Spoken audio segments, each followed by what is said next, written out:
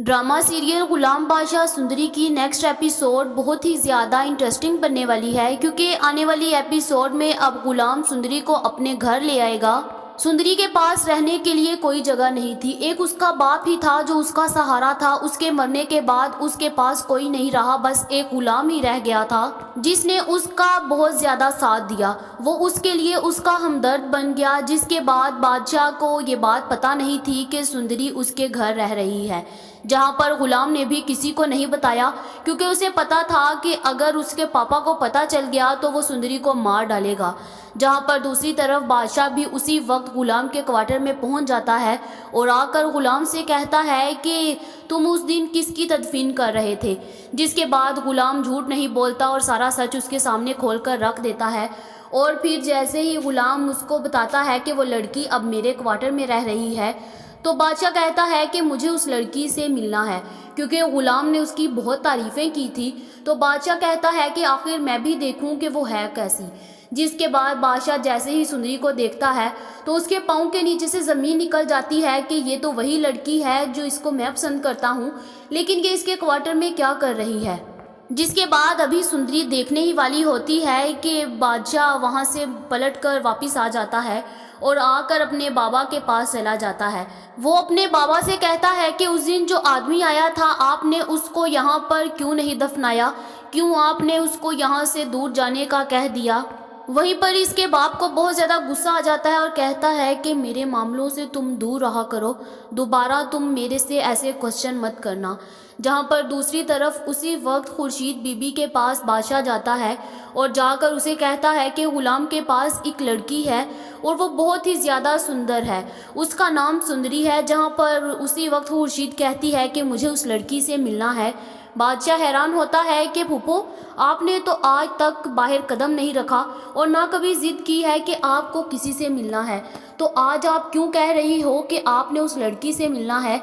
जहाँ पर फिर खुर्शीद कहती है कि पता नहीं क्यों मेरा दिल कर रहा है मैं उस लड़की से मिलूं। बादशाह कहता है कि ठीक है, मैं आपको मिलवा दूंगा। और बादशाह वहाँ से चला जाता है और फिर जाकर पता करवाता है कि आखिर उस लड़के का नाम क्या था जिसकी उस दिन डेथ हुई थी और बाबा ने उसको यहाँ पर जगह नहीं दी। तो उसको फिर पता चल ही जाता है कि वो आशिक है। जिसके बाद बादशाह उसी वक्त अपने फूफो के पास आता है और आकर उसको कहता है कि वो आशिक है और आशिक की बेटी उसके घर है। जिसके बाद उसी वक्त खुर्शीद दरवाज़ा खोलती है और 20 साल बाद अपनी हवेली से निकलकर क्वार्टर में जाती है।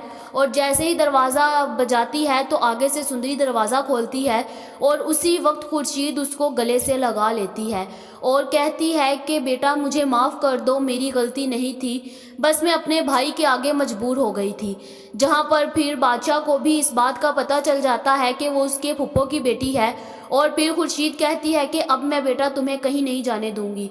जिसके बाद सुंदरी बहुत ज़्यादा रोती है और ये आंसू खुशी के भी होते हैं और गम के भी। खुशी इस बात की होती है कि उसकी माँ उसे मिल गई और गम इस बात का होता है कि उसके बाबा यहाँ से चले गए।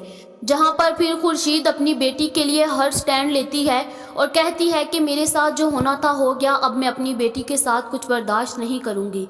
जहाँ पर फिर बादशाह भी वहाँ से चला जाता है और फिर गुलाम को भी पता चल जाता है कि वो उसकी कज़न है। जहाँ दाद को जैसे ही पता चलता है कि वो लड़की इसके घर है, वो गुलाम को कॉल करता है कि बादशाह के पहुँचने से पहले इसको गायब कर दो, नहीं तो ना तुम बचोगे, ना तुम्हारी माँ और ना ही ये लड़की। जहाँ पर गुलाम डर के मारे वहाँ से सुंदरी को लेकर पहुँच जाता है कहीं और बादशाह को मना कर देता है कि वो अब उससे नहीं मिलवाएगा और यही कहता है कि वो शाम में उससे मिलवा देगा। जहाँ पर बादशाह बहुत हैरान होता है कि आज तक इसने कभी मुझे इनकार नहीं किया, लेकिन आज मुझे इनकार क्यों किया, ये इनकार की वजह क्या है। जिसके बाद बादशाह को आहिस्ता आहिस्ता अपने बाप की असलियत पता चल जाएगी। क्या अब जहाँ दाद अपनी बहन और बेटी को मार डालेगा, क्या अब उसकी माँ खुर्शीद अपनी बेटी के लिए स्टैंड ले पाएगी, क्या बादशाह को अपने दोस्त और अपनी मोहब्बत में से एक को चुनना पड़ेगा।